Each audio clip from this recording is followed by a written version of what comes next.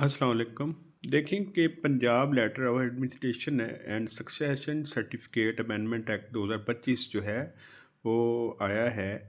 तो इसमें जो है एक खुशखबरी है वकला के लिए भी और साइलिन के लिए भी कि जो कि सर्टिफिकेट जानशीनी के असूल के लिए अप्लाई करते थे नादरा के पास, जहाँ पर नादरा की एक बड़ी फ़ीस थी और उसके बाद उसका प्रोसीजर भी काफ़ी लेंथी था। और उसके बाद ये था कि उसमें काफ़ी दुश्वारियाँ होती थी साइलिन को। और उसमें ये था कि क्योंकि वकला जो थे, जब वो कोर्ट में सिविल कोर्ट में केस दायर करते थे, उनकी फ़ीस भी इतनी ज़्यादा नहीं होती थी और वहाँ पर एक इतना मुश्किल प्रोसीजर भी नहीं था। तो कुछ अर्सा पहले ये चेंजिंग आई थी, तो अब उन्होंने अमेंडमेंट्स की है सेक्शन 3 ऑफ 2021 जो था एक्ट जो आया था 2000 में, जिसमें सिर्फ अथॉरिटी नादर अथॉरिटी को इख्तियार था। अब उन्होंने इसमें ए में 3A में अमेंडमेंट करते हुए लफ्ज़ अथॉरिटी के साथ और सिविल कोड का भी इजाफा कर दिया गया है। और अब इसका ये फ़ायदा ना सिर्फ साइलिन को होगा बल्कि वकला के लिए ये एक सोर्स ऑफ क्लेंटिज था कि नादरा का जो सर्टिफिकेट जानशीनी का था, उससे उनका वो काम जो था वो ख़त्म हो गया था। ये जो एक मकबूल सोर्स ऑफ क्लेंटिज थी उनकी, जो सर्टिफिकेट जानशीनी वकला जो थे अदालत में अप्लाई करते थे और साइलिन के लिए हासिल करते थे।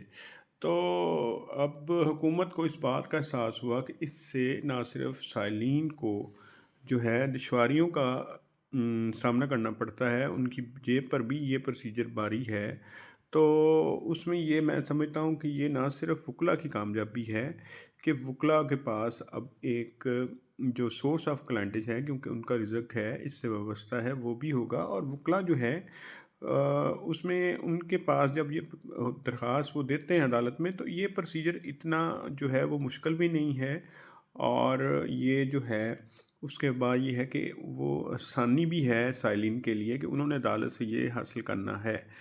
तो इसका फ़ायदा ना सिर्फ जो है वो साइलिन जो हैं उनको होगा, उनका क्योंकि ये अक्सर ही जो मैटर्स होते हैं जिसमें साइलिन जो हैं उनको उनको ये ज़रूरी होता है कि वो सर्टिफिकेट जानशीनी हासिल करें।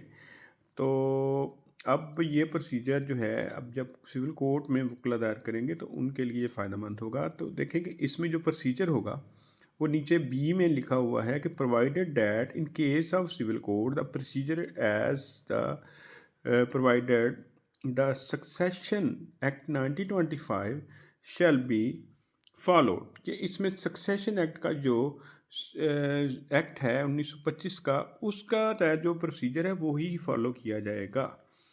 तो अब ये बहुत ही फ़ायदेमंद है। तो मुझे उम्मीद है कि ये जो आज का लेक्चर भी आपको पसंद आएगा। Thank you so much for watching my YouTube.